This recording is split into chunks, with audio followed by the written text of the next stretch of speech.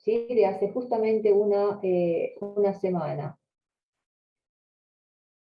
Profe, Contaba de puntos, sí. yo le quería decir que Tomás Salles no tiene internet en su casa y vino acá. Vamos a estar los dos de la misma compu. Sí, no hay ningún problema. ¿Quién sos? Iván Ibáñez, profe, y Tomás Salles. Ah, pero ustedes ya estaban antes, ¿no? Sí, trabajaban. Y ya tuvimos una clase juntos. Yo tengo un internet de cable express y es pésimo, la verdad. Está hablando mal el internet y viene para acá. Está bien, no hay ningún problema. Total, que tomen la clase, eso es lo importante. Profe, gracias. Bueno, les comentaba que esta recuperación tuve 4 puntos. No sé si los alumnos que han aprobado con 60 son los que tienen son los que han demostrado tener los conceptos mínimos necesarios para aprobar. Entonces, eso supone que van a tener que redoblar los esfuerzos durante todo este tiempo que nos está quedando y en el tercer parcial. Los otros lamentablemente no llegaron. Una por falta de estudio y otra, como creo que el haberles dicho en la clase pasada, fue porque el tema de dibujos. Dibujos, yo vuelvo a decirle, no quiero un dibujo de Picasso ni de Rembrandt, simplemente un bosquejo como los que yo hago en clase. Yo no o sea, si yo no hago esos dibujos espectaculares, no tengo ninguna autoridad moral para pedirle a ustedes que los hagan. Simplemente esquemático, pero que esos esquemas tengan la información completa. Ahora, cuando vamos viendo cada uno de estos puntos, les voy a ir diciendo qué es lo que fue faltando en la mayoría.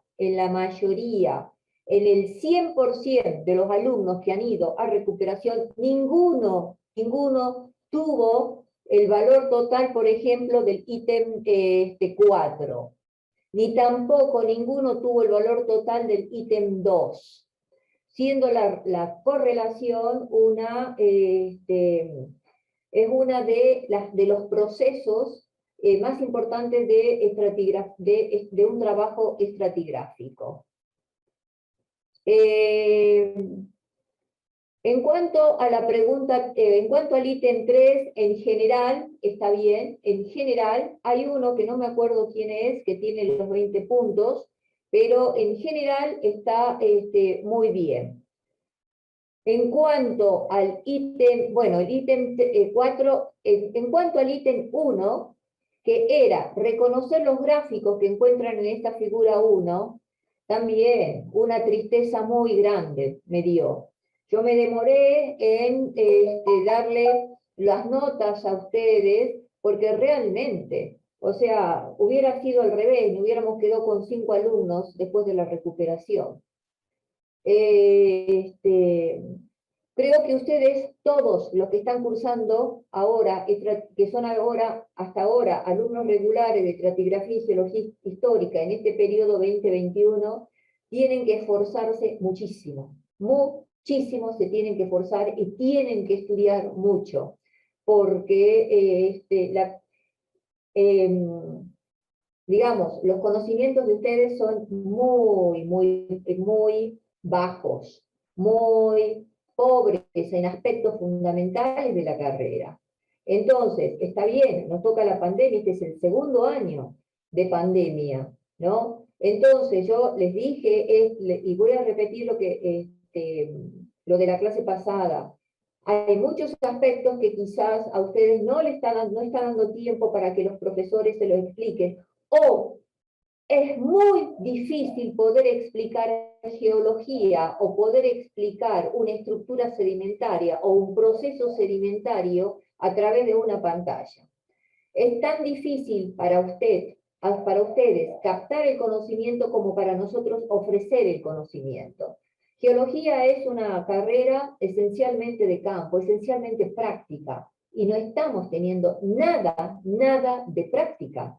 Todo es teoría. y todo pasa por la imaginación, y por eso ustedes tienen que redoblar los esfuerzos, tienen que redoblar los esfuerzos. Lamentablemente esto es así, porque ustedes van a salir a un mercado laboral, ¿sí?, en el cual ustedes van a tener que ir a competir, les guste o no les guste, ¿sí? Entonces, si no le van a ir a explicar cómo levantar una sección estratigráfica, le van a decir, ustedes tienen que ir y relevar los perfiles de la quebrada X, de la Y, de la Z, y tienen un mes, y nos traen los resultados. Entonces, tampoco le van a decir, bueno, ustedes tienen que manejar el GPS, tienen que manejar al dedillo el GPS, van a tener que tomar datos estructurales, datos de los estratos, de posición de los estratos, y eso lo tienen que saber. Tienen que saber cómo describir una roca, tienen que saber, o sea, las estructuras sedimentarias, tienen que saber las estructuras geológicas. Entonces, por eso le digo, o sea, tienen que redoblar los esfuerzos, porque les están ustedes pasando esta etapa de pandemia. Y no solamente le pasan a ustedes, le pasan a todos los estudiantes del planeta. Algunos con menos, y a otros les va a costar mucho más. Hay muchas regiones en donde yo no sé qué es lo que pasa, por ejemplo, no sé si ustedes conocen qué es lo que pasa con las universidades de Europa o las universidades de Estados Unidos o de Canadá, si tienen prácticas o no tienen prácticas. Pero lamentablemente esta pandemia, entre otras cosas, bueno, está generando, digamos, estos retrasos, ¿no?, en las carreras. Y volviendo al tema de que a nosotros que nos compete, que es estratigrafía y geología histórica, que es una materia compiladora. Y ese pasa otra cosa también, hay mucha deficiencia y mucha, yo voy a ser muy, muy dura con ustedes, hay mucha dejadez, ¿no?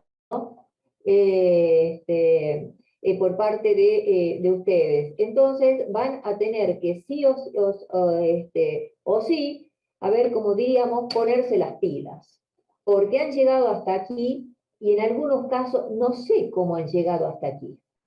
No me explico, porque les faltan conocimientos esenciales básicos y eso se los tienen que plantear. Y hay que hacer un sinceramiento, ¿eh? Y hacerse un sinceramiento supone mirarse frente al espejo, ¿no?, y ver ¿cuánto hago yo? ¿Qué hago yo? O sea, ¿cuánto me dedico a mi carrera? ¿Sí? Ahora, la ventaja que tenemos es que no hay que salir de casa, hay que estar en casa. También es cierto que esta pandemia nos está ha puesto de manifiesto toda la desigualdad que hay. Y está poniendo de manifiesto que eso de que te dicen de que todos tenemos las mismas oportunidades es una mentira más grande que una casa. Entonces, ustedes tienen que poner mucho de su parte, muchísimo de su parte. Nosotros siempre dictamos las clases, atendemos las consultas, vemos los prácticos, ¿sí? Pero aquí, vuelvo a decir, ustedes tienen que estudiar, tienen que estudiar. Algunos de ustedes sí estudian, se dedican, se nota, y ustedes ven la diferencia en el puntaje de los parciales, ahí se ve. Se ve también la diferencia cuando se va a rendir los exámenes finales. Entonces, obtener un título universitario de cualquier carrera, supone horasillas. Supone que hay que dedicarse a eso, dejar de lado muchas cosas, a veces dejar de lado ir a jugar al fútbol, o de juntarse con los amigos porque tengo que estudiar para un determinado examen o parcial, o el examen final o un parcial, ¿sí? Pero todo eso se hace en pos de un objetivo, de un anhelo, ¿sí? Anhelo para ustedes mismos, y por ahí alguno que estudia dice, yo estudio para mi papá o para mi mamá o para darle el gusto a mi abuela.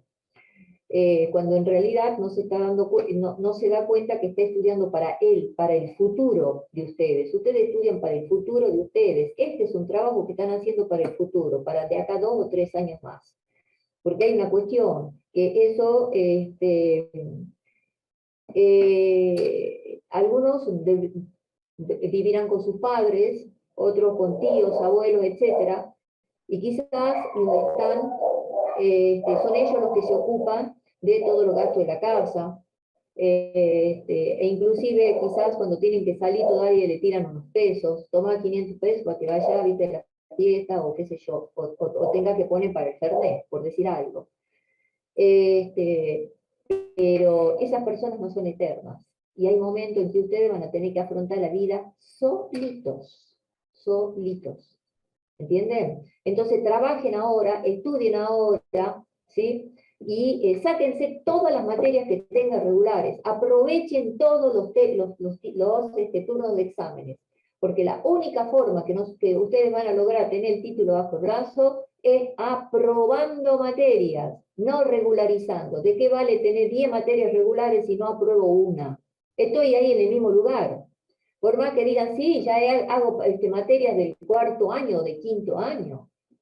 Estoy haciendo práctica geológica de quinto año, pero no tengo el tercer año aprobado. Y nos estamos engañando, nos estamos mintiendo a nosotros mismos. Y lo que es más triste, le estamos mintiendo a todos nuestros seres queridos o los que nos están bancando. Porque es la realidad, esa es la realidad. Bueno, pasado este momento de tirón de oreja, por llamarlo de alguna manera, vamos a compartir entonces la guía del examen, ¿les parece? Y Sí, a ver, profe. vamos a ver esto, y tengo acá. Bueno, este es el cuestionario del examen, ¿sí? En la figura 1, o sea, también nosotros, o sea, nos tenemos que dar cuenta, y ustedes se tienen que dar cuenta, que cuando los puntajes de los ítems es pesado, es porque eso es importante, y es lo que tenemos que saber.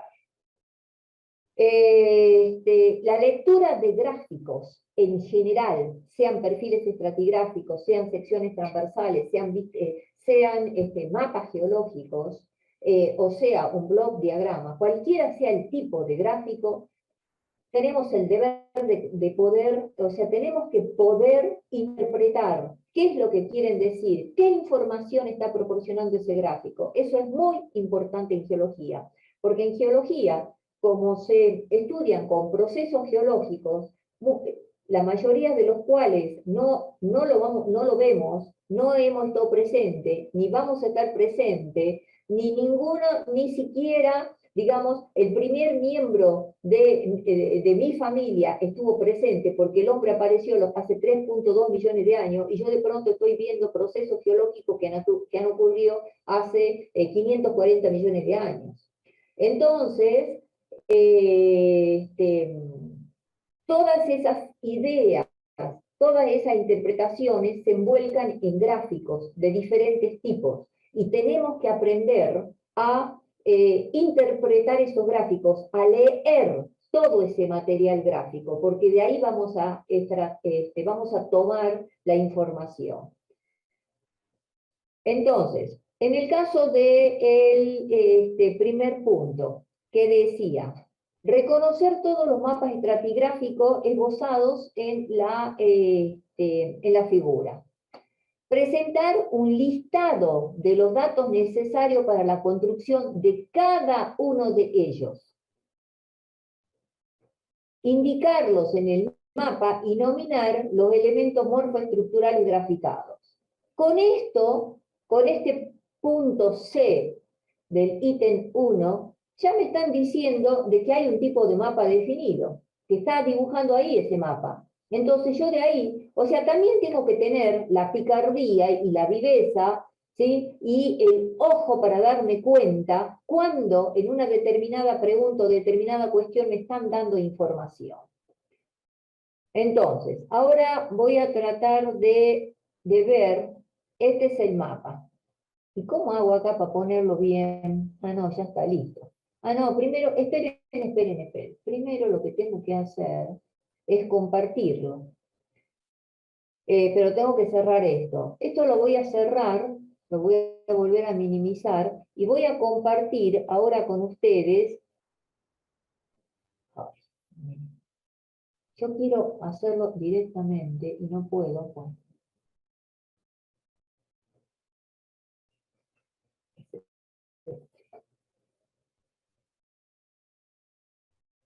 ¿Se ve el mapa, no es cierto, ahora? Sí, profe. Bueno, este es un mapa que es un mapa isopáquico, porque ve que tiene curvas, ¿sí? Y estas curvas tienen un determinado valor, cada una de ellas. Este es un mapa isopáquico, ¿sí? Si tenemos un mapa isopáquico, entonces inmediatamente o directamente o en consecuencia tenemos un mapa paleogeográfico. Si tenemos acá un triángulo, ¿sí? En el donde se relacionan tres litologías, entonces también tenemos un mapa triangular de facies. Acá. Cada uno de estos campos están definidos en este mapa. Ahí ya tenemos indicados los tres tipos de mapas. Lo primero, y ninguno lo dijo, que se necesita, es un mapa base, para donde plotear los puntos de control. Lo segundo que se necesitan son puntos de control, que tampoco nadie los dijo, con sus coordenadas, ya sean coordenadas geográficas o coordenadas Gauss-Kruger. ¿Sí? Tercero, para confeccionar un mapa isopáquico necesitamos los valores de espesores en cada uno de sus puntos de control de la unidad que se está mapeando. ¿Sí? Cuarto, para confeccionar este mapa triangular de fases, necesitamos sí o sí los datos, la información de los tipos litológicos presentes en cada uno de esos puntos de control de la unidad que estamos trabajando. Entonces, simplemente lo que había que hacer es nominar todo esto.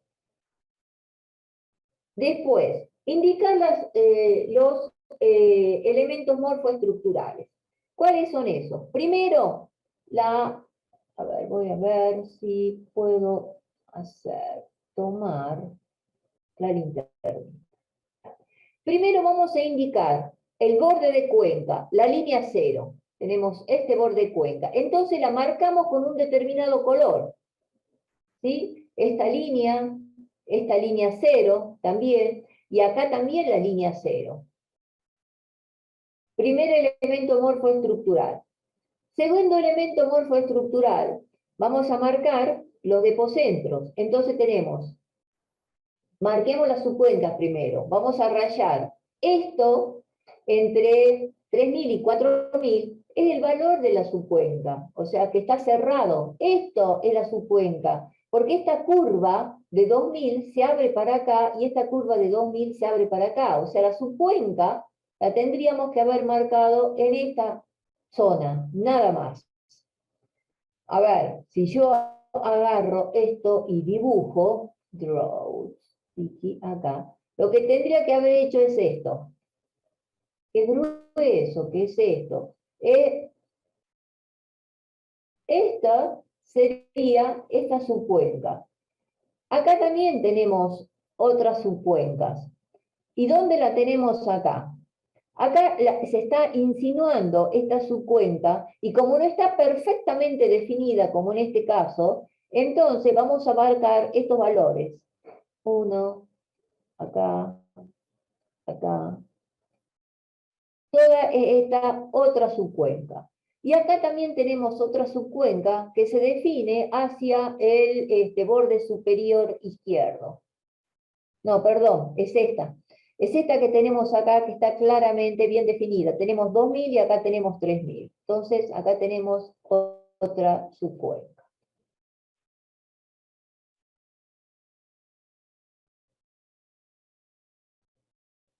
Pucha, no, pues, quiero otro color. ¿Cómo hago para querer otro color? Esto, ahí está.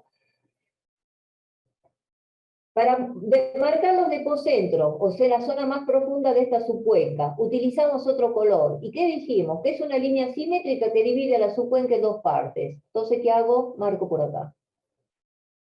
Listo. Esa es el eje de máxima exondación. Y acá tiene una tendencia directamente casi noreste, sudoeste. Y acá en esta tenemos esta tendencia. ¿Sí? Acá tenemos otra línea cero también. Bueno, de la línea, o sea, cada una de las subcuencas, estas subcuencas, están definidas o están separadas por un umbral. Entonces, tomamos otro color, y si esta es una subcuenca y esta es otra subcuenca, el umbral tiene que estar acá. Ese es un umbral, que tiene una dirección, tiene que ser un elemento casi, o sea, tiene una dirección casi este-oeste, con tendencia al noreste. Acá vamos a poner que estos son arcos o altos, ¿sí? Toda la zona externa que bordea a las cuencas son los arcos, al igual que este, que también es un arco, al igual que este que está acá, que también es otro arco. Bueno, esos eran los elementos, ¿sí? Y aquí, esto que está un elemento positivo, fíjense que está en blanco, no tiene ninguna trama de estas. Entonces, esto que está acá es una dorsal. ¿Sí? Bueno, entonces esos eran los elementos morfoestructurales que tenía que marcar. Algunos lo han hecho pintando así en forma muy, muy improlija y más que improlija, clears all fragments. Ahí está, listo.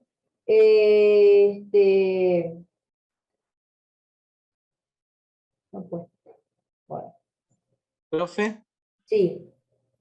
¿me puede explicar cómo sabe que justo es una dorsal? Yo no lo, eh, no, no lo entendí esa parte ahí. Bueno, primero tenés que saber qué es dorsal. ¿Qué es una dorsal? Una dorsal es una parte elevada, es una sección elevada en la cuenca. Es incompleto, Un elemento es positivo interno. completa e imprecisa esa definición. Un elemento positivo interno, profe. Bueno, es un elemento positivo interno. Y si acá en este gráfico te está acá circunscribiendo un elemento positivo interno que no tiene ningún color con respecto de esto que tenés acá, es porque es una línea cero, hijo. O sea, eso, ¿por qué? Porque vos vas a tener que empezar a revisar y estudiar y a leer trabajos geológicos y entender esos trabajos geológicos. Es la única forma, no hay otra. Bueno, Sí, eso es con respecto al mapa geológico. Voy a compartir el cuestionario.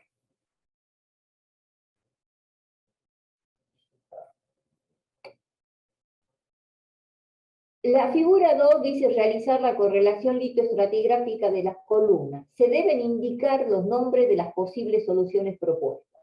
Nosotros habíamos visto que pueden ser 3 las soluciones propuestas. En general, está bastante bien. Ahora voy a minimizar esto y voy a compartir. Y voy a compartir esas. Pucha, pues.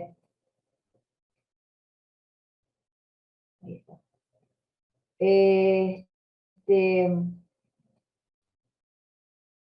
Ahí están viendo las dos columnas. Sí, profe. Bueno, entonces, vamos a ver ahora.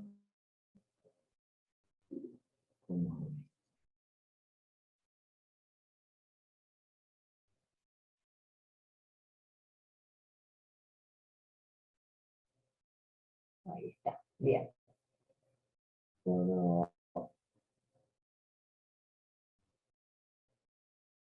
más finito.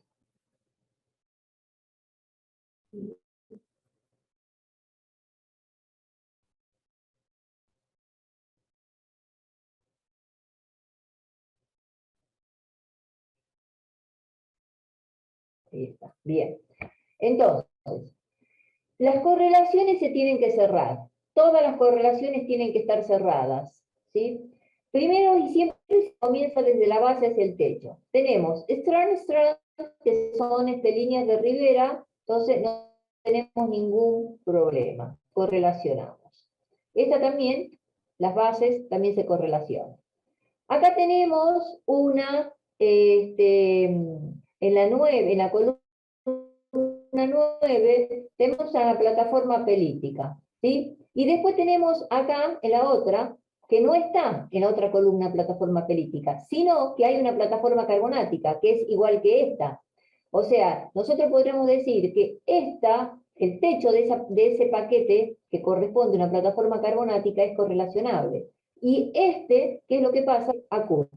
Nunca se acuña aquí. Eso lo hemos dicho. Si no está acá, si yo tiro una línea acá, es porque estoy diciendo que este paquete que corresponde a una plataforma pelítica llegó hasta acá, y eso no es verdad. En algún punto intermedio, ¿sí?, se acuñó un poco más lejos o más cerca de esto, pero nunca aquí. Ahora, después tenemos un lagún, y que todo lagún, pero en esta otra columna tenemos entre medio una planicie aluvial. Acá todo el mundo hizo bien, ¿sí? Ahí. Uy, ahí está. Entonces, ¿qué es lo que pasa? Que el tope de este lagún se correlaciona con el tope del otro paquete de sedimentos depositados en un lagún, y esto se acuña. Y acá, esto también hay que darle una solución. Entonces, ¿esto qué pasa? Acá esto, como bien lo hicieron muchos, se cierra acá, y acá que lo tenemos un cambio lateral de facies. Entonces, acá tenemos una interdigitación, en este caso, acá teníamos un acuñamiento, ¿sí? Y acá tenemos otro acuñamiento. A eso se refería cuando se decía de que había que darle los nombres a las posibles soluciones. Eso es en cuanto a la pregunta 3. Vamos a bajar esto acá y... Escucha.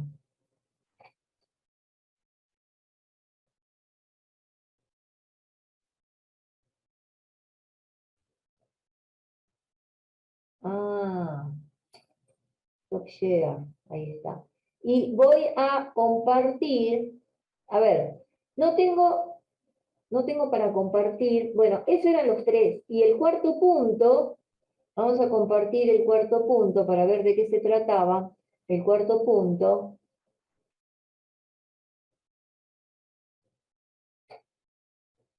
decía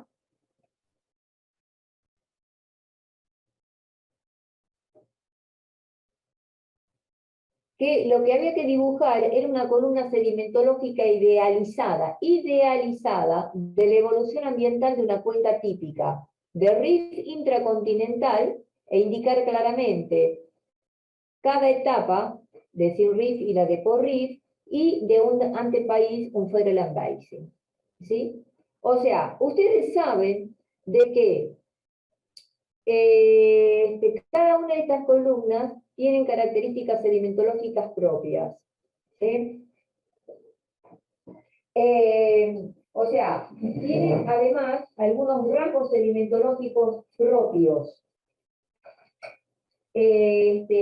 O sea, van a ver, por supuesto, conglomerados, areniscas, pelitas, en todos estos, en las dos columnas, pero las estructuras sedimentarias no van a ser las mismas, ¿sí?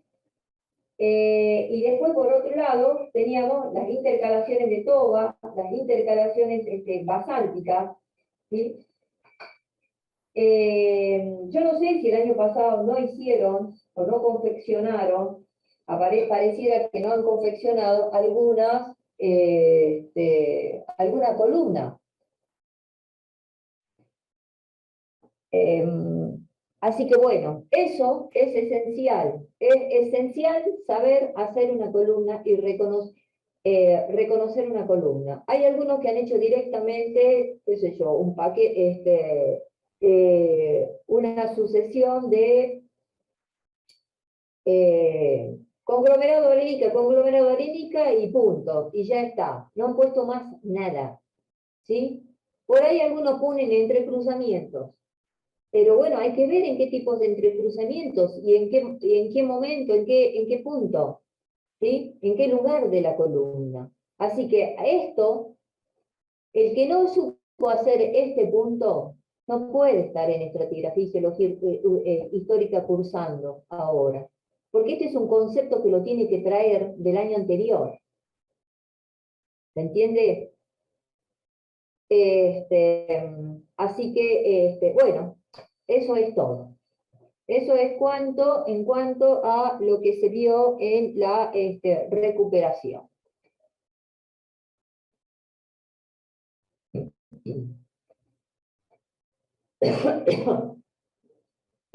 Ahora, si me permiten 2 minutos, me levanto, voy a traer la pava para tomar un té y nos vamos a preparar entonces para el inicio de la clase.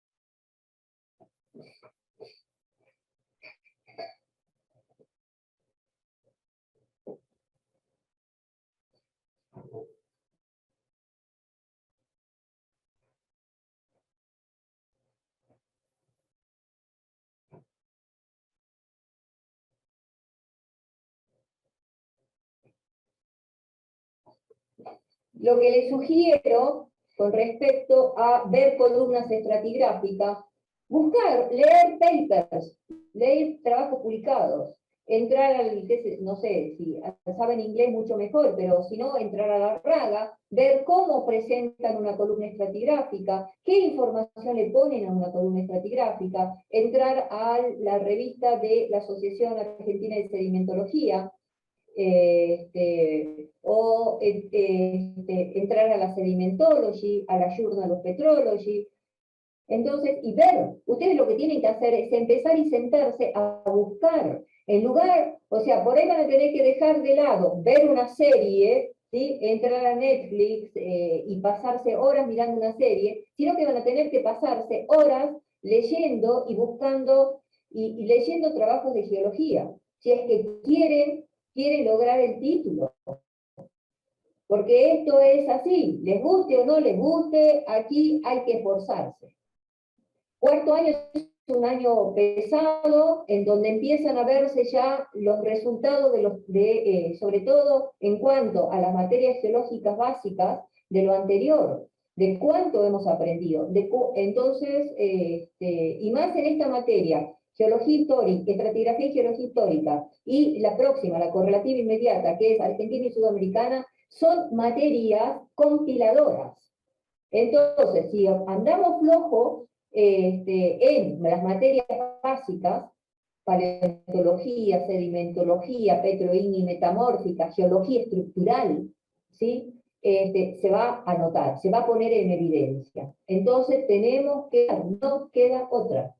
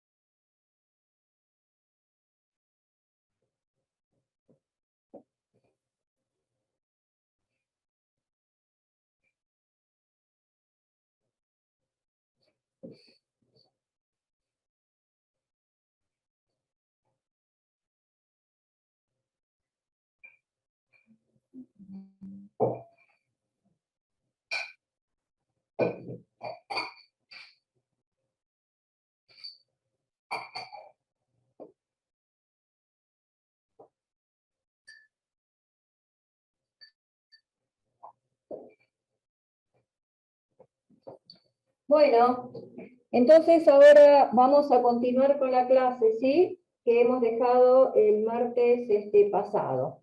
Entonces voy a compartir ahora el Power.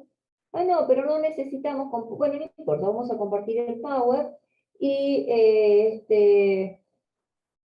vamos a ver en qué, Ibáñez, entre Ibáñez y Salles. Salles es, ¿no? Los que están juntos. Sí, Bueno, ¿en qué quedamos la semana, el martes pasado? No, el miércoles pasado. en la base. El Lo límite, último que vimos el martes pasado. El límite entre el pérmico y el triásico. ¿Pero qué? Del límite entre el pérmico y el triásico. primero el Fos El Indeodus parvus, parvus. que era un tipo de conodonte. Ajá, ¿y qué indicaba eso? ¿Qué indica el Iontus parvus? El inicio del triásico. No pregunten. Sí, el inicio del triásico. Y además, habíamos puesto, ¿qué otro dato pusimos ahí, Millán? En el límite pérmico triásico. ¿Qué otra cosa hemos puesto?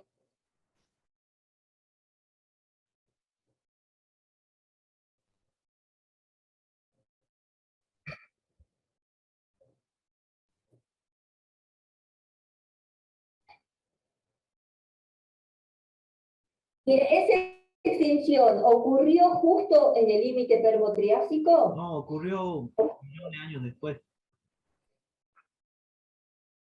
Perfecto, bien, ocurrió 1.000.000 de años después. Entonces, ahora, yo voy a borrar esto que tenemos, voy a ir a la pizarra.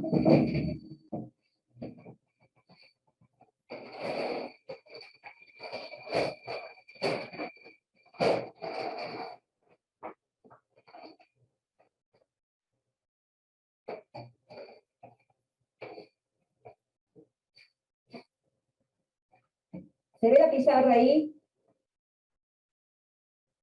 Sí, profe. Perfecto, bien. Entonces, vamos a continuar con esto.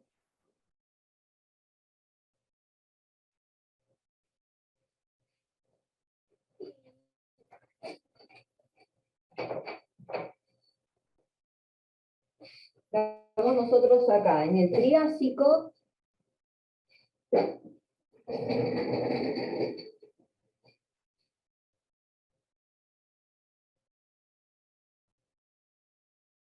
El Triásico, dijimos, vamos a ver la era mesozoica.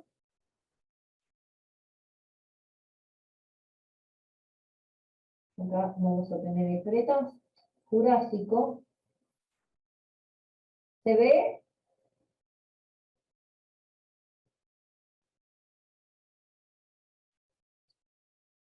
Se ve más o menos, Se ¿no? ve- Hay mucha luz, parece, profe, pero sí se ve. A ver, espera, le eche mucha luz. Es que si yo apago esta luz, no veo yo. Ahí. Quizás se No importa, refleje profe. la otra luz, espere.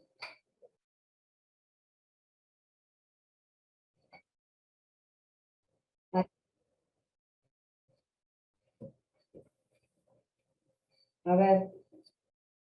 ¿Ahí está bien?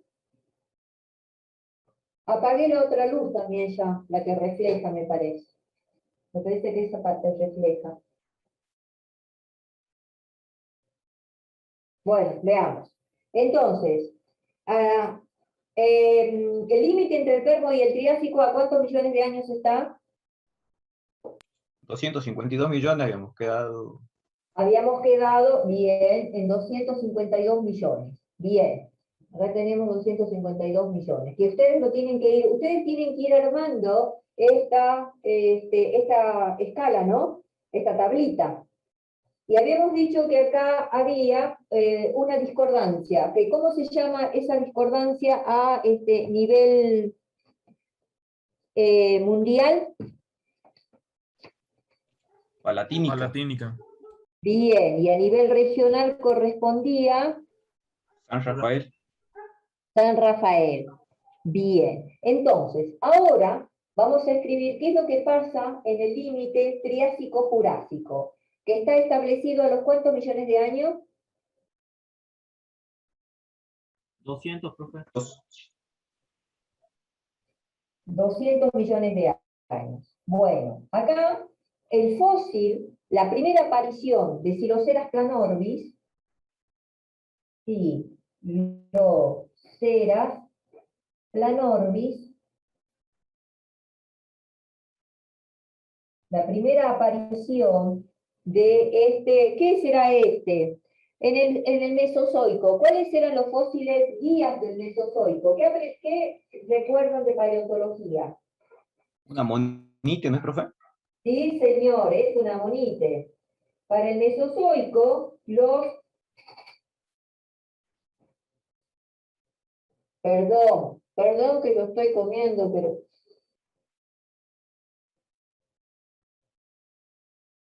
en estos días no estoy ni almorzando siquiera.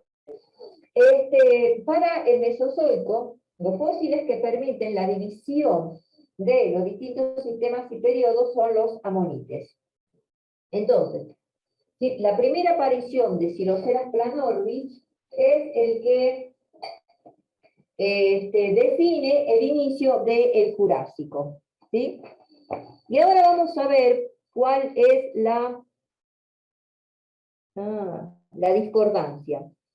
La discordancia a nivel mundial se llama simérica. Esta es la discordancia simérica, con C.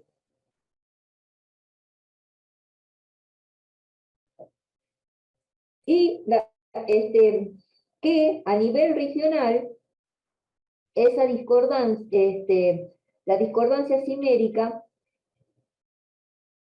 corresponde a la discordancia Atuel.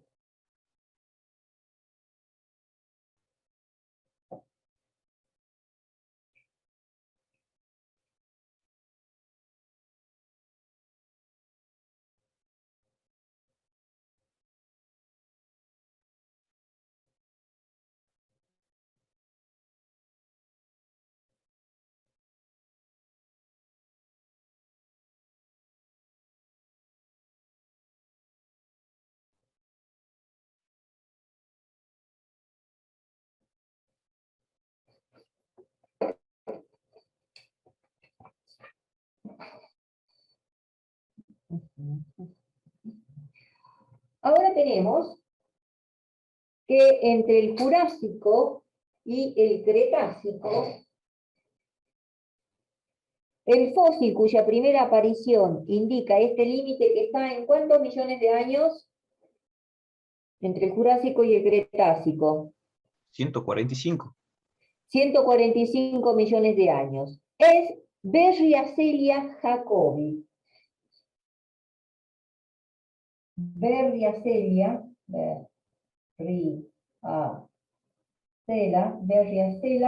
jacobi.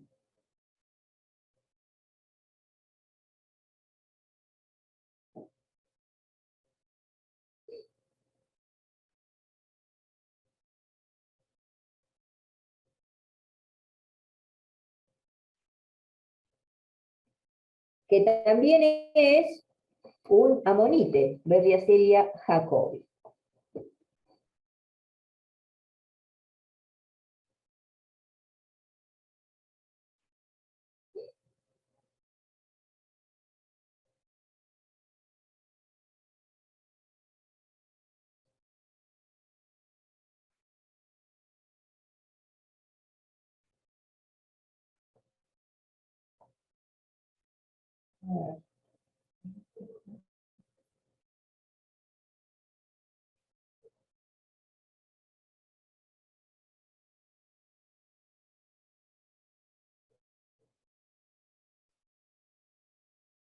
Entre el Triásico-Jurásico es simérica. Simérica. Y acá corresponde a la Tuel.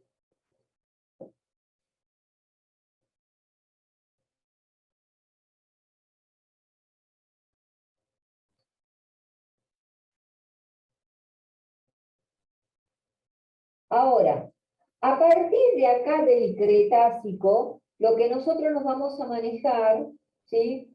En algunos casos, en algunas situaciones, solamente con los nombres de acá, los nombres regionales, que es en este caso, entre el Jurásico y el Cretácico, que no tenemos una discordancia a nivel mundial. Porque en general el paso, ¿sí?, es tranquilo, o sea, no hay algún movimiento tectónico a escala global, pero sí, por ejemplo, en en la Argentina o en esta porción de América del Sur, en la base del Kimmerigiano, ustedes tienen ahí un piso que se llama Kimmerigiano, ¿lo ubican? Busquen en la carta cronoestratigráfica la ubicación del Kimmerigiano.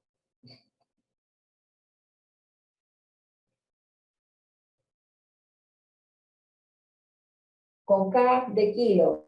Kimmerigiano. ¿Lo tienen? ¿En Sí, el profe. Jurásico superior, profe? Sí, señor. En el Jurásico superior. Es muy importante los movimientos que ocurrieron en el Kimmerigiano, porque acá es donde se registra la discordancia araucana. Y la discordancia araucana es muy importante para nosotros. En algunos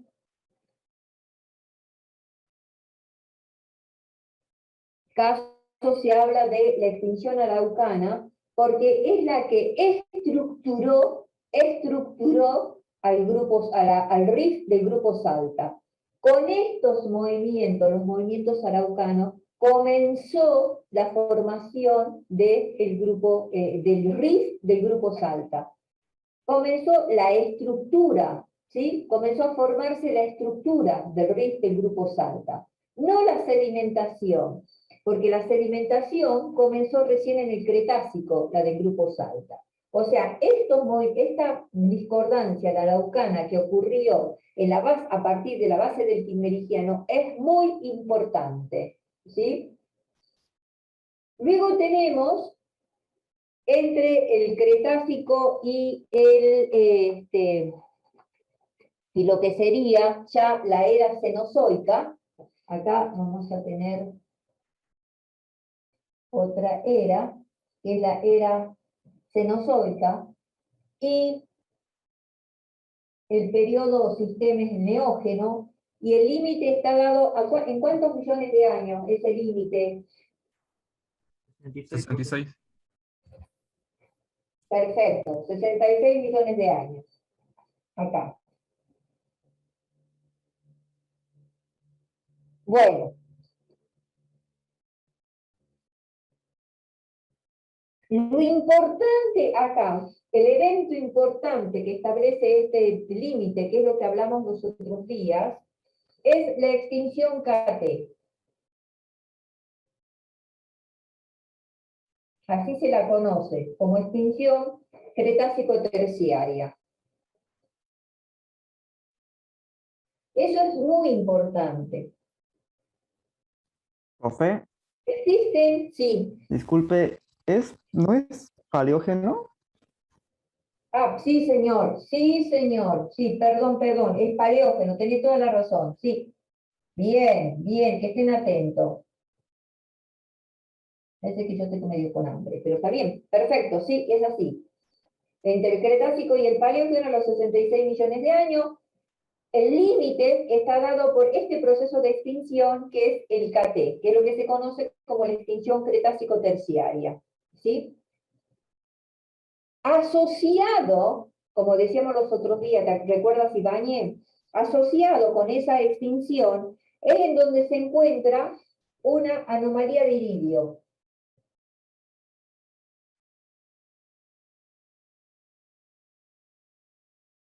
¿Sí? El evento que este es el evento biológico importante, la extinción KT. Pero en ese límite también se registra una anomalía de iridio. Y en ese límite también se registra la extinción de foraminíferos, de nanofósiles calcáreos, de los dinosaurios, etc. Asociado con esta extinción está la desaparición, la extinción de nanofósiles calcáreos,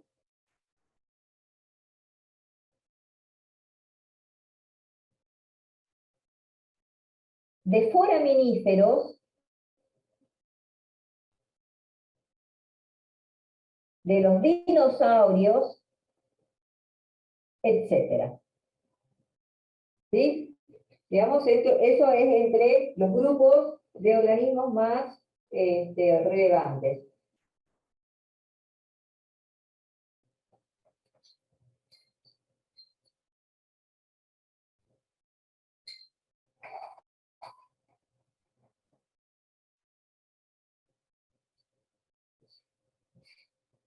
Y acá se registra a escala global la discordancia larámica.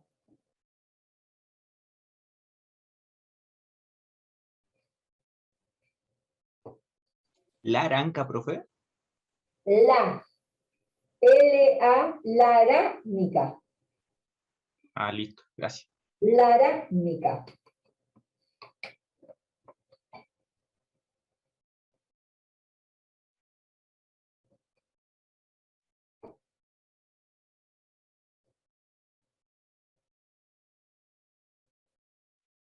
Bueno, ahora enseguida vamos a ver qué es lo que pasa por arriba. Pero antes de eso, vamos a ver que acá en el Triásico, ¿sí?, de América del Sur, se registra, y de la Argentina en particular,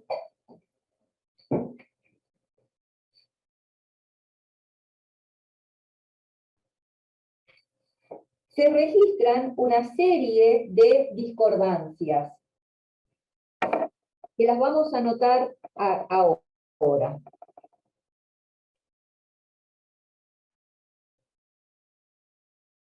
El Triásico, ¿en cuántas series o épocas se divide?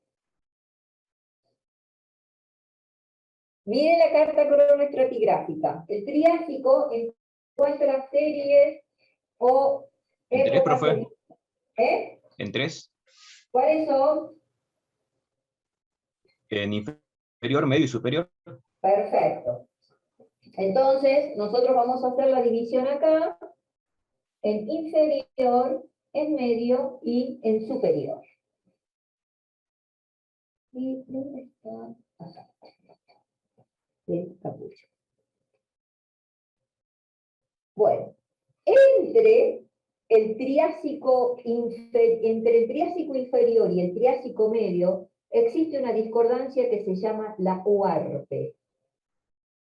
Esta es muy importante, e inclusive es importante, vamos a ver en próximas clases, a escala global. No sé el nombre globalmente cómo se la llama, pero esta discordancia que se llama UARPE, con esta discordancia se termina la formación de la Pangea.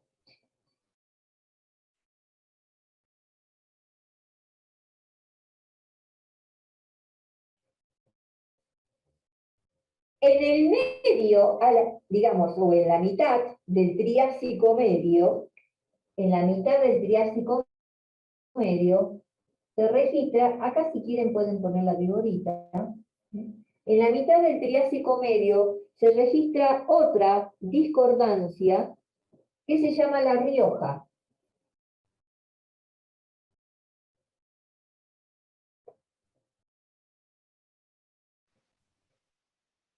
Y entre el Triásico medio y el Triásico superior, ¿sí?, Escucho. Uarpe. Uarpe. Voy a deletrear. H, U de uva, A de ave, R de río, P de perro y E de estrella. Uarpe. A la mitad del Triásico medio tenemos La Rioja, y entre el Triásico medio y el Triásico superior, los Patos.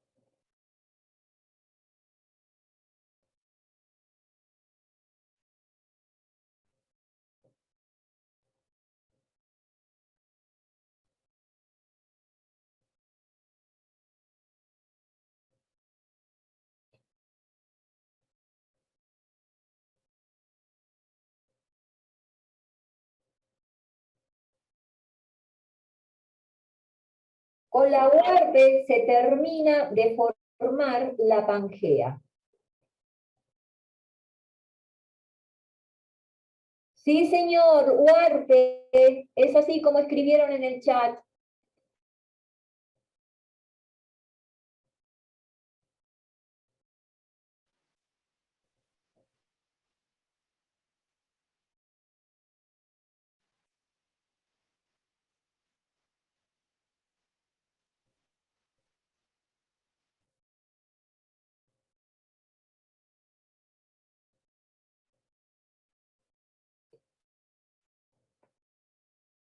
¿Estamos?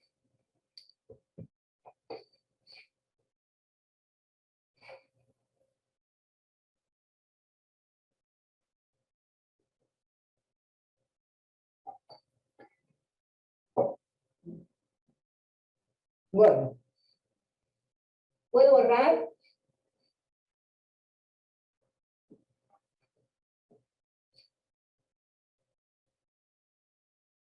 Erika, Sí, profe. ¿se puede borrar ya? Sí, Agostina, ¿también ya copiaste todo? Sí, profe, ya está. Bueno, entonces vamos a borrar. Así continuamos.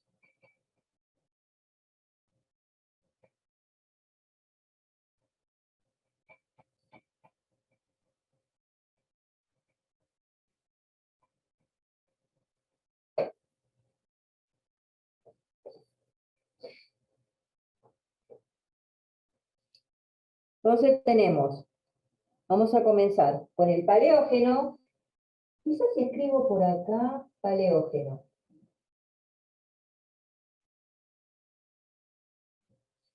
El próximo sistema o periodo, ¿cómo se llama? De la era cenozoica. Perfecto. Neógeno. Y luego tenemos, termina esto, con el cuaternario.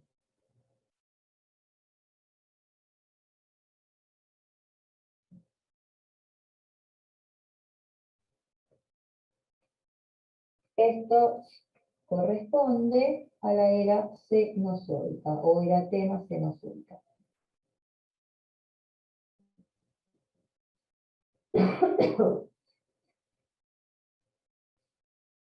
Entonces,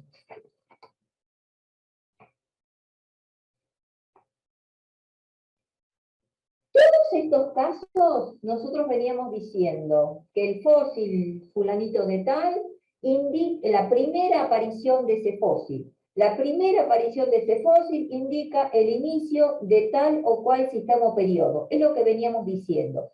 Pero aquí, entre el paleógeno y el neógeno, que está dado a los ¿cuántos millones de años?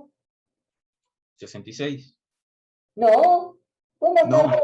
Paleógeno, Neógeno, perdón, 23 millones de años. 23 millones de años, sí señor, 23 millones de años. En este caso, y eso lo van a anotar ustedes porque tienen que tenerlo en cuenta, en este caso, ese límite está dado por la última ocurrencia de un foraminífero planctónico. que se llama ese foraminífero planctónico Paraglobo-Rotalia. ¿Dónde estamos acá? Acá vamos a estar. La última aparición del foraminífero Paraglobo-Rotalia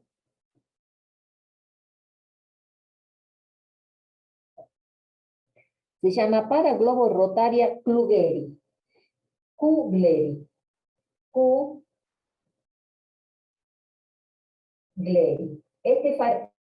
La última aparición de este foraminífero planctónico.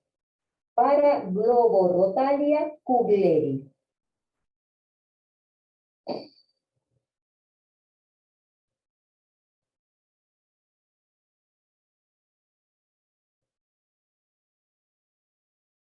Es la última aparición de esto. Además, este límite entre paleógeno y neógeno está muy cerca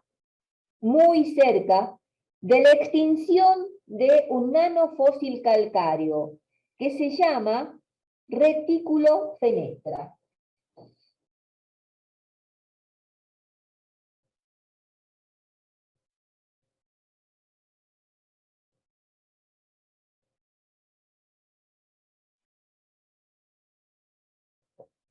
Entonces, el Profe, límite, ¿puede repetir el nombre, por favor? ¿sí? ¿Qué decías? ¿Puede repetir el nombre, por favor? Sí, estoy por repetir el nombre. Voy a repetir todo. Entonces, el límite paleógeno-neógeno se da en la última ocurrencia de este, ¿qué habéis dicho que era este? Foraminífero. Sí, señor. De Paraglobo-Rotalia kugleri. ¿Sí? Y está muy cerca de la extinción de este nanofósil calcáreo que es retículo fenestra. ¿Necesitan que se lo deletree?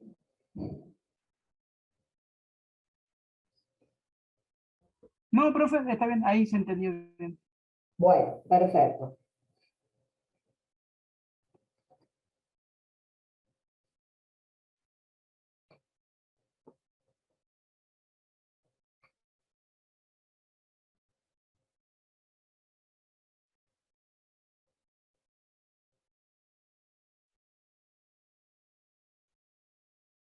Bueno, vamos a pasar al otro límite biológico y enseguida ya les voy a dar los nombres de las discordancias, porque vamos a tener que hacer mayor detalle.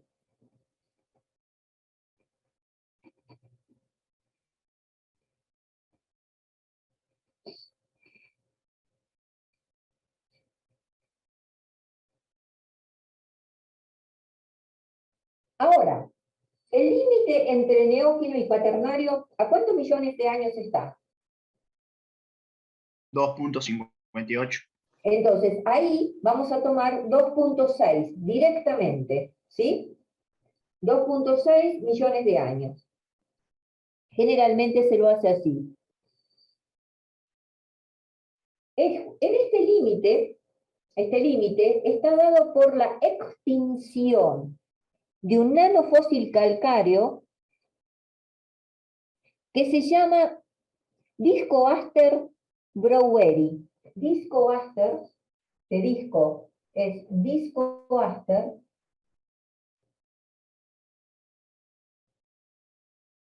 broweri. Ah, no.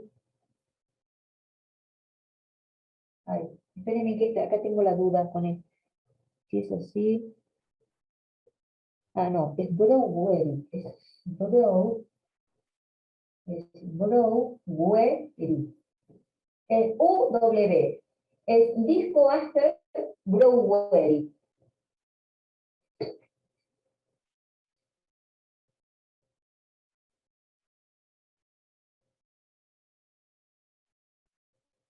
Entonces, está dado por la extinción de ese fósil calcáreo Discoaster broweri y de un foraminífero planctónico que se llama Globigerinoides extremus.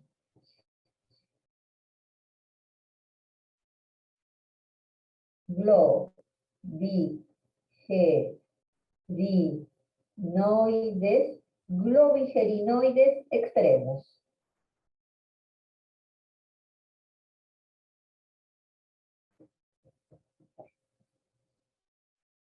Ese es un foraminífero planctónico. ¿Lo puede volver a repetir, profe? El límite entre neógeno y cuaternario, de 2,6 millones de años, está dado por la extinción de un nanofósil calcáreo, que es Discoaster broweri, y la extinción de un foraminífero planctónico que se llama Globigerinoides extremus. Si necesitan que se lo deletree, no tengo problema. ¿Profe? Sí, Sí, ¿qué es Discoaster, el Broweri, ¿lo puede deletrear, por favor? sí. B. Se me cruzó la palabra burro. Eh, B de bueno. R de rubia. O de oso. U de uva. W, ¿sí?, de Washington. E de estrella. R es Broweri. Es R. Ah, acá está la confusión. Broweri. R de rubia. E I de ídolo. Es Broweri. ¿Estamos? A ver, ¿quién lo escribe en el chat? Y yo les digo, sí, así es.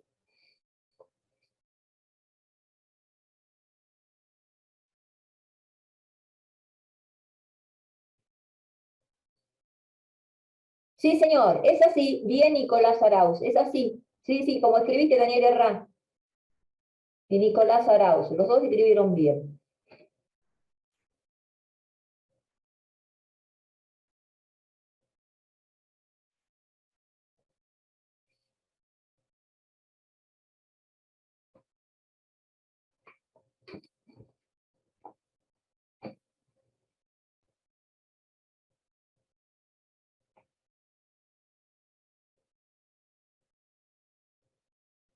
¿Estamos?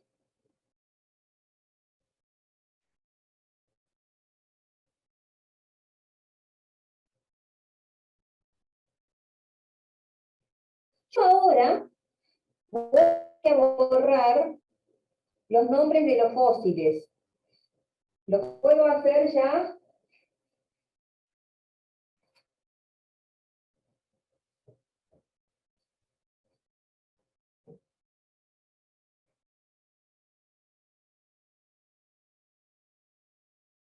Sí, no hay problema.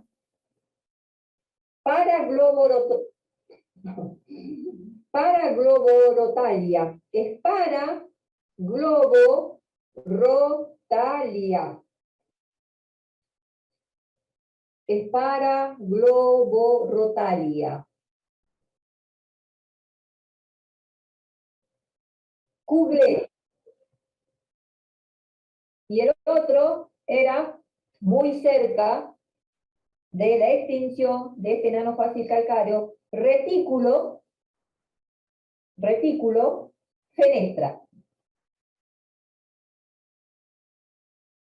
Es que acá he puesto todo junto. Y es retículo, una palabra, y la otra es fenestra.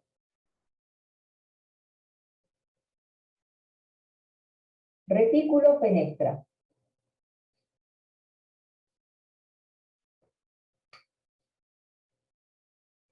No voy a borrar nada.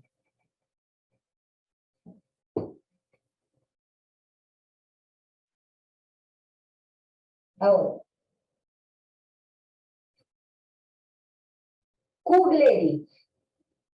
Es Kugleri. A ver, es K de kilo, U de uva, G de gato, L de loro, E de estrella, R de rosa, I de ídolo.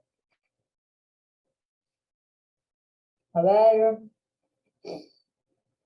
Sí, señor, es así como dice Nicolás Arauz. Se ha puesto las pilas ahora, Arauz. ¿Cuándo te ha puesto las pilas antes?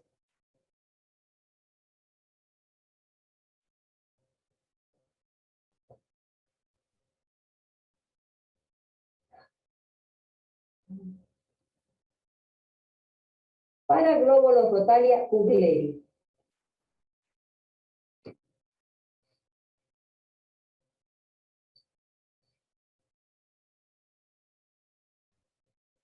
¿Está, Millán? Bueno. Entonces, ahora vamos a dividir el paleógeno y el neógeno en series o épocas. Y ustedes me la van a dictar y yo voy a ir poniendo acá. ¿En cuántas series o épocas se divide el paleógeno? En 3. ¿Cómo se llama? ¿Cómo se llama? Paleoceno, Eoceno y Oligoceno. ¿Y en cuántas series se divide el neógeno? 2, profe. Se Mioceno. llama... Uy, se está terminando.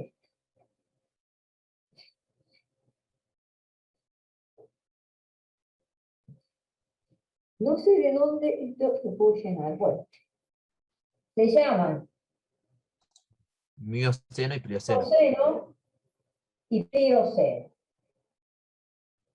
Bueno, lo que voy a borrar ahora, si quieren esto, lo pueden hacer por aparte, por favor, ¿sí? Así les queda bien claro, tiene que quedar bien claro esto, ¿sí? Los invito a que hagamos esto, hagamos un grafiquito, solamente este grafiquito por aparte, ¿sí? En otra parte de la hoja. ¿Estamos? Se toman un ratito y lo hacen. Y cuando estén lista, ¿entendiste, Agustín Cambour? Sí, profe. Bueno. Hacemos esto, porque la idea es, vamos a poner los nombres de las discordancias regionales.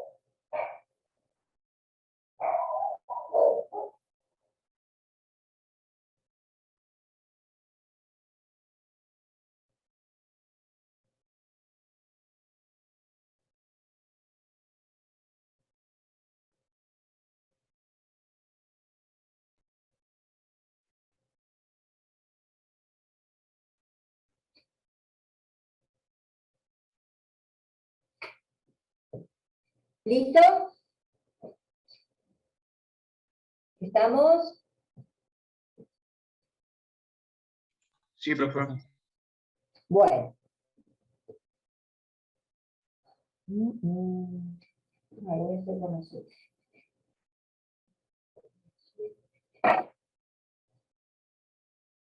Dijimos hace rato, el pez paleógeno, acá vamos a tener Cretácico, abajo, pongan el Cretácico también, y Jurásico.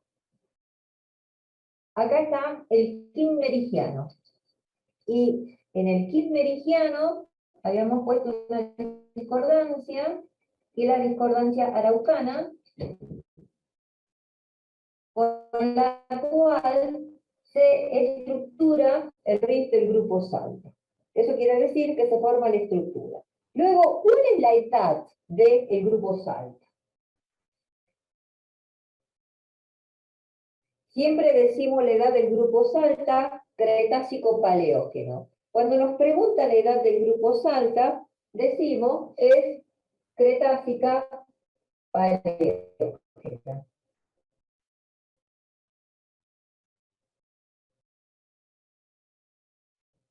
Ustedes, a ver, ¿cómo pueden saber cuál es la edad del grupo Salta? Es un RIF.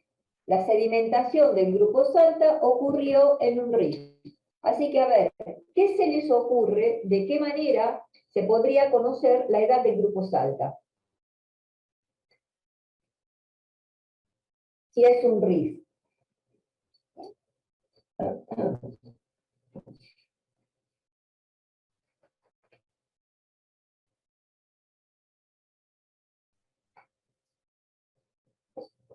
Cristian Escalante está. A ver, vamos a ver quién está, porque somos poquitos hoy.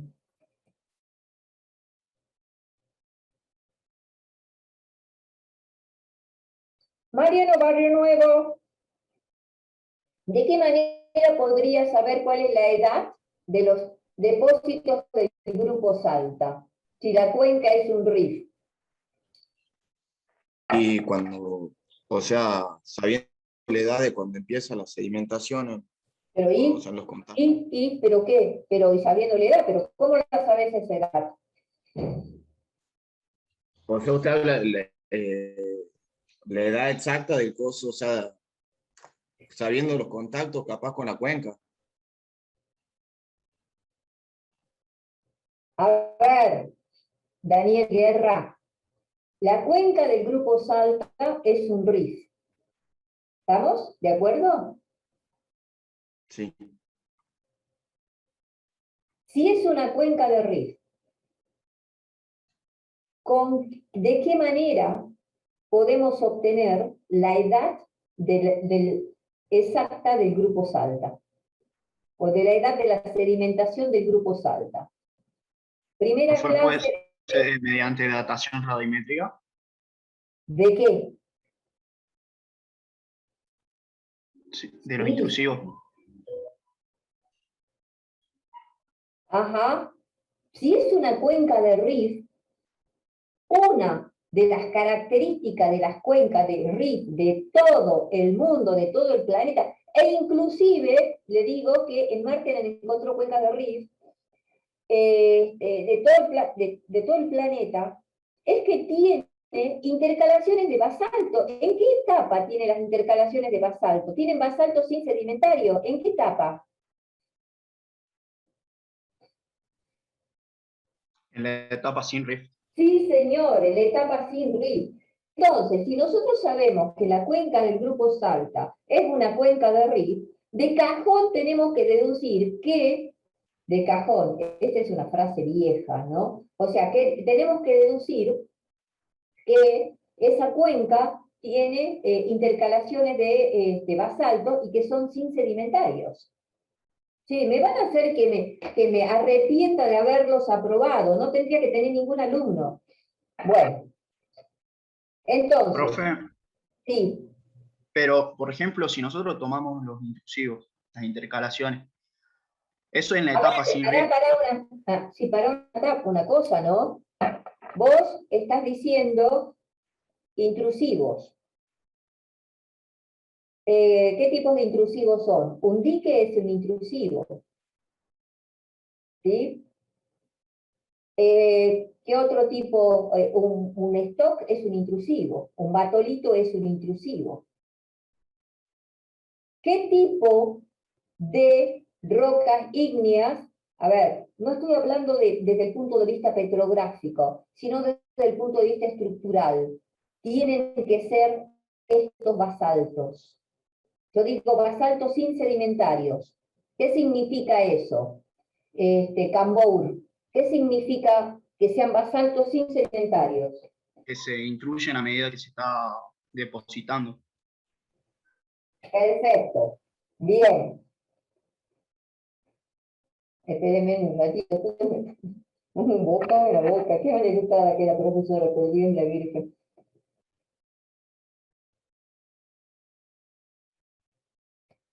Estructuralmente, entonces, esos basaltos, ¿qué disposición tendrán? ¿De qué tipo serán? Desde la clasificación estructural.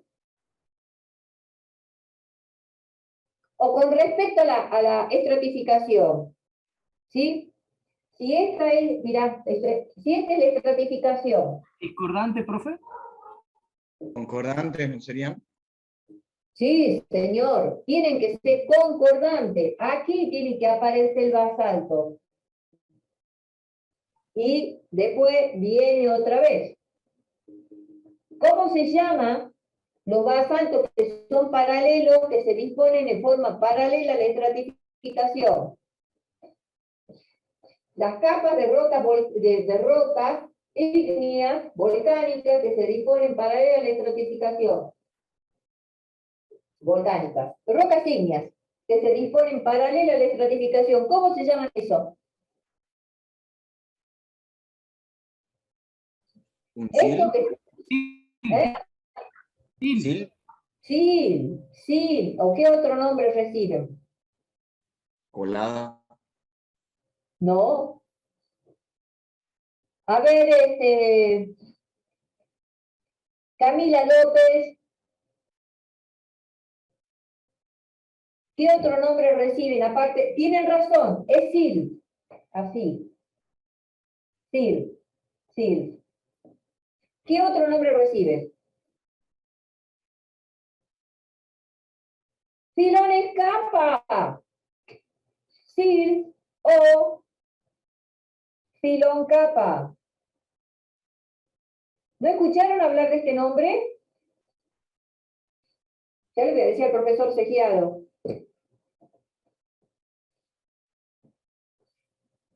Entonces, y esto se refiere a disposición, porque si este basalto, en lugar de tener esa posición, y donde estoy acá, yo doy vuelta en un solo lado y pierdo las cosas. Perdí el verde.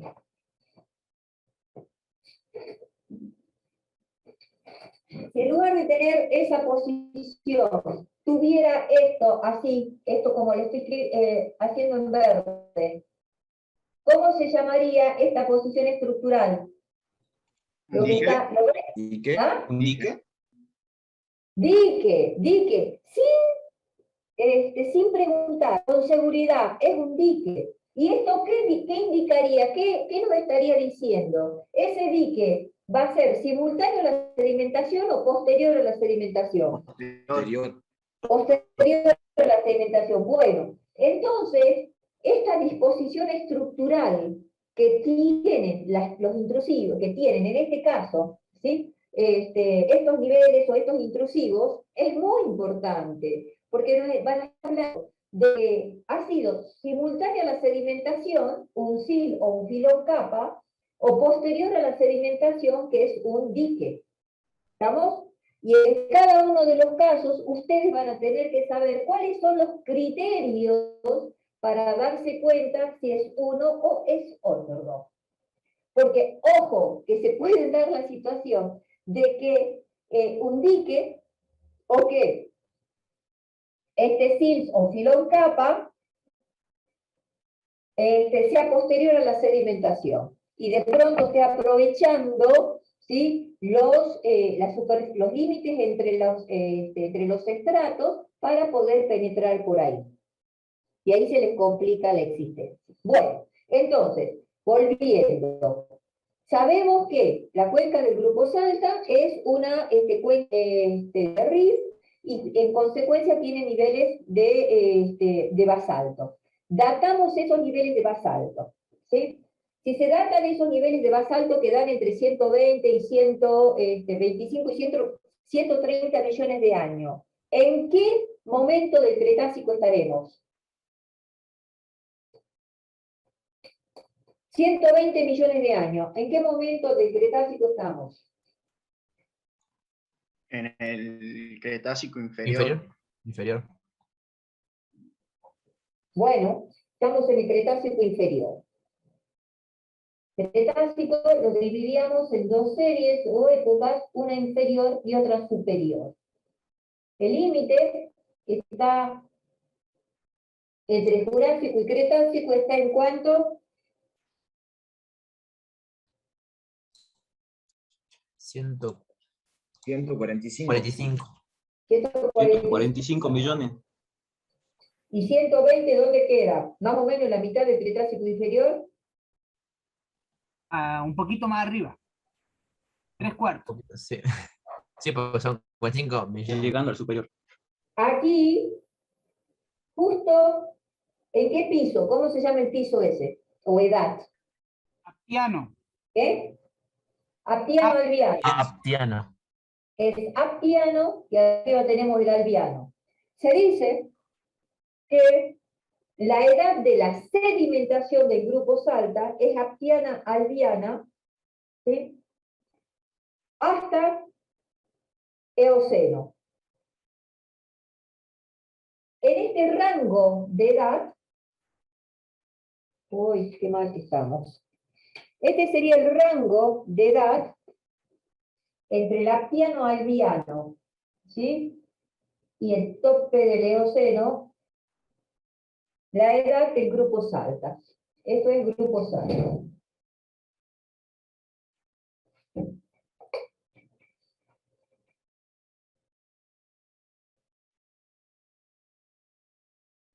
Bueno, sí, ya terminamos, ya son las 8, ¿no? Ya terminamos.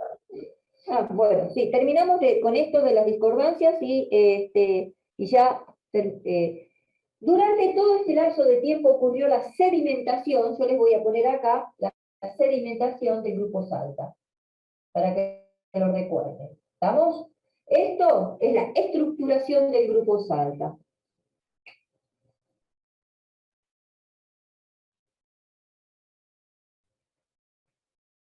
Después viene el momento de la inversión, o sea, una vez que se termina la sedimentación, ¿sí?, del Grupo Salta, toda esa cuenca está expuesta a deformación, a procesos tectónicos. Eso ocurrieron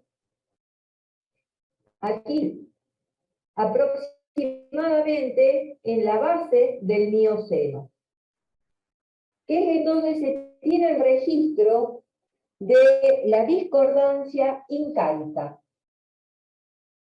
o inca. La discordancia incaica es la que habría, ¿sí?, plegado, deformado al Grupo Salta. ¿Se entiende? O sea, acá tenemos, ¿cómo se llama esto? Con esto, ¿con qué estamos graficando con esto?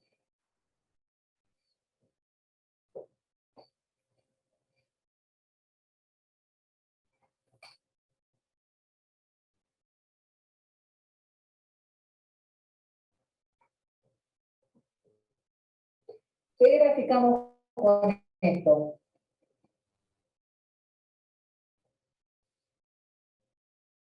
Comienza con H de hermano. Está relacionado a las discordancias. Hiato. Sí, Hiato. señor. Ahí tenemos un hiato. En el Mioceno. En el Mioceno, ¿cuántos pisos tenemos?